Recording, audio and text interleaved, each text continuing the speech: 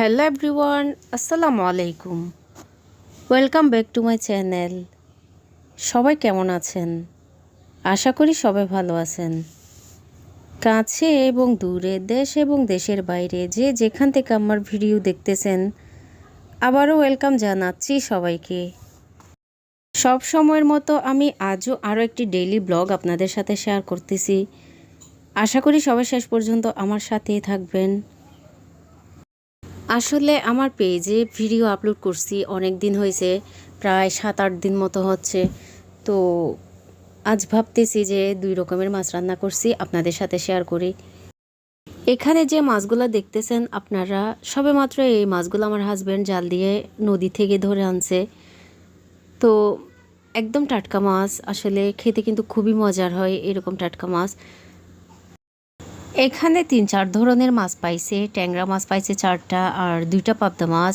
তো ট্যাংরা মাছ অবশ্যই ডিমও হয়েছে, পুঁটি মাছ আর পুঁটি মাছও ডিম হয়েছে কয়েকটা পুঁটি মাছে। আমি সব পুঁটি মাছ রান্না করতেছি না আজকে। আর চিংড়ি মাছ তো অবশ্যই দেখতে পারছেন যে বড় চিংড়ি মাছ পাইছে। এগুলা ছাড়াও কিন্তু আর একটা পাইছে, ওইটা বেশি বড় ছিল চিংড়ি মাছ। তো ওইটা যেহেতু পরে পাইছে তো আর রান্না করা হয়নি, সেটা রেখে দিয়েছি ফ্রিজে। অনেকে আবার মাছ খাওয়ার চাইতে ধরতে বেশি পছন্দ করে। সেম আমার হাজব্যান্ডও আসলে মাছ খুব একটা পছন্দ করেন না, তবে চিংড়ি মাছ খায় আর তো পাবদা মাছ মোটামুটি খায় আর কি। তো খাওয়ার চাইতে অবশ্যই ধরতে বেশি পছন্দ করে। আমি কিন্তু চিংড়ি মাছ আর পাবদা ট্যাংরা আলাদা রান্না করতেছি।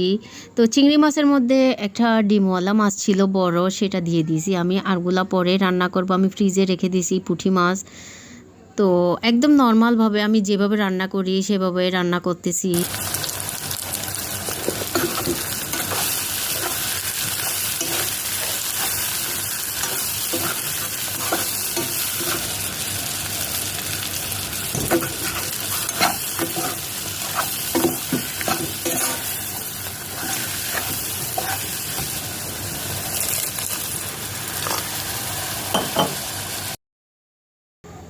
মাছগুলো আমি আগে কষাই নিয়েছি, এরপর হচ্ছে যা মরিচ মশলা অ্যাড করার আমি অ্যাড করে দিচ্ছি।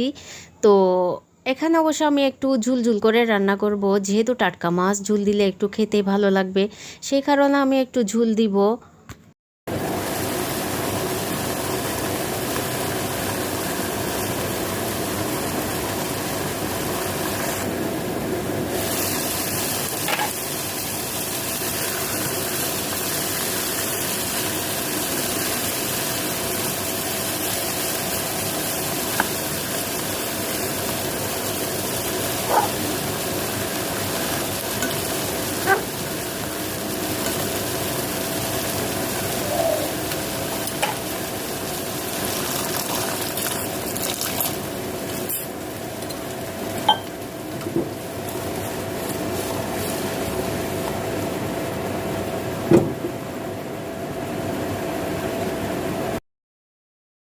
চিংড়ি মাছ প্রায় রান্না করা হয়ে আসছে, তো আমি আর 3-4 মিনিট মতো করে রান্না করব, এরপর হচ্ছে আমি নামাই ফেলবো।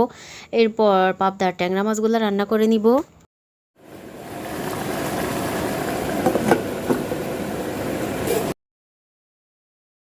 চিংড়ি মাছ রান্না হয়ে গেছে, এবার হচ্ছে আমি পাবদা ট্যাংরা মাছ রান্না করে নিচ্ছি।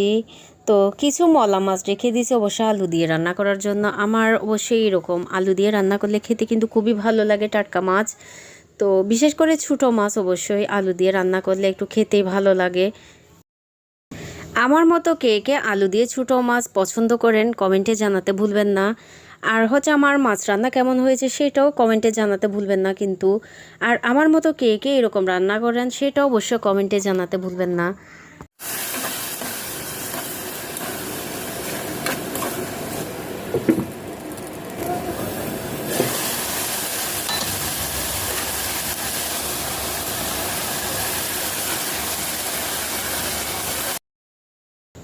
নর্মালি আমি মাছ যেভাবে রান্না করি, তো এই পাবদা ট্যাংরা মাছগুলো আমি সেভাবে রান্না করতেছি।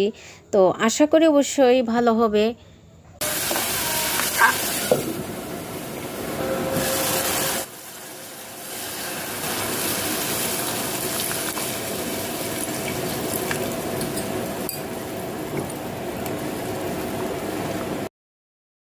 সব সময়ের মতো আমি আজও বলি, যারা যারা এখনও আমার চ্যানেলটিকে সাবস্ক্রাইব করেননি, সাবস্ক্রাইব করে আমার পাশে থাকবেন প্লিজ। আর যারা করে ফেলেছেন তাদেরকে অসংখ্য ধন্যবাদ। আর যারা আমার পেজে দেখতেছেন, আমার পেজটিকে ফলো করে রাখবেন। আর লাইক, কমেন্ট, শেয়ার করতে ভুলবেন না কিন্তু। আমার অবশ্যই মাছের মধ্যে বড় করে টমেটো কেটে দিলে খেতে কিন্তু খুবই ভালো লাগে, একটু টকটক। সে কারণে আমি 2টা টমেটো কেটে দিয়েছি একটু বড় করে। তো এইভাবে আমার খেতে কিন্তু খুবই ভালো লাগে। আমার মতো কে কে এরকম মাছের মধ্যে বড় করে টমেটো দিলে খেতে পছন্দ করেন কমেন্টে জানাতে ভুলবেন না। আর আমার রান্না কেমন হয়েছে সেটাও কমেন্টে জানাতে ভুলবেন না। তো আমার ব্লগ যদি আপনাদের ভালো লেগে থাকে তাহলে বেশি বেশি করে শেয়ার করবেন, আর লাইক কমেন্ট অবশ্যই অবশ্যই করবেন। তো সবাই শেষ পর্যন্ত থাকার জন্য অসংখ্য ধন্যবাদ। আল্লাহ হাফেজ।